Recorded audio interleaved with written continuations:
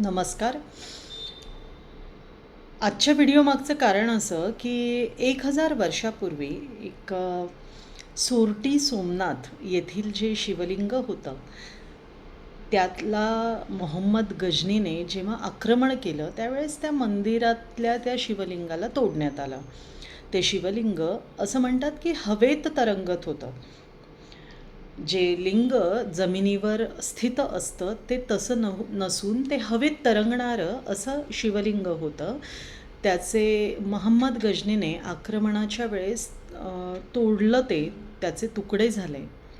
ते तुकडे अग्निहोत्री पुजाऱ्यांनी आपल्या घरी नेले होते. त्यावेळेस त्यांनी ते अगदी गपचूपरित्या कुणालाही समजणार नाही अशा पद्धतीने स्वतःच्या घरी नेले. वर्षानुवर्ष पिढ्यानपिढ्या अग्निहोत्री पुजाऱ्यांनी त्याची पूजा केली. त्या शिवलिंगाचं वैशिष्ट्य म्हणजे आपल्याकडे पृथ्वीवर जे चुंबक असतात त्याचे पोल्स म्हणजे जे मॅग्नेटिक पॉवर असते ती दक्षिण किंवा उत्तर ध्रुवावर केंद्रित असते. परंतु या शिवलिंगाची खासियत अशी आहे की ते चुंबकत्व जी त्या मॅग्नेटची पॉवर आहे ती त्या शिवलिंगाच्या केंद्रस्थानी आहे, सेंटरला आहे. आणि त्याच्यामध्ये अजूनही विशेष म्हणजे फक्त 2% इतकंच लोह आहे. आणि असं असूनसुद्धा हे असं शिवलिंग आपल्या पृथ्वीवर आहे, अजूनही कितीतरी वर्ष सांभाळलेलं आहे. 2025 साली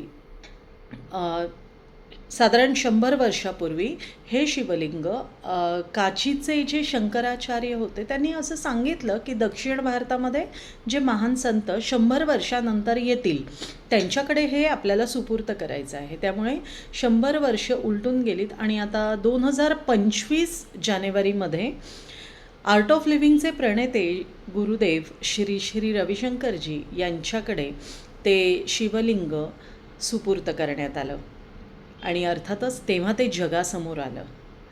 त्याची खूप सुंदर रीतीने पूजा होते आहे. आणि हेच शिवलिंग जे मॅग्नेटिक पॉवर ज्याच्यामध्ये केंद्रस्थानी आहे खूप विशेष आहे, वर्षानुवर्ष पिढ्यानपिढ्या जतन केलं गेलेलं आहे. असं सोरटी सोमनाथचं हे शिवलिंग आपल्या सिंहगड रोडवर येत आहे, भगवती लॉन्स येथे येत्या रविवारी. तर मी आवाहन करते, अतिशय सुंदर आणि दुर्मिळ असा योग आहे. त्यामुळे आवर्जून सकाळी 10 वाजेची वेळ दिलेली आहे. आवर्जून आपण लवकर जरा वेळ काढून या शिवलिंगाचं पावित्र्य आणि इतकं सुंदर असं दर्शन होणार आहे, सुंदर सत्संग आहे, अभिषेक आणि पूजा होणार आहे. तर मला असं वाटतं की सर्व भक्तांनी याचा लाभ घ्यावा. एक आपल्या भारतातलं एक ऐतिहासिक असं शिवलिंग हे आहे आणि ते आपण बघितलं पाहिजे. सर्व श्रद्धाळूंना विनंती आहे की आपण नक्की याच्या दर्शनाचा लाभ घ्यावा. धन्यवाद.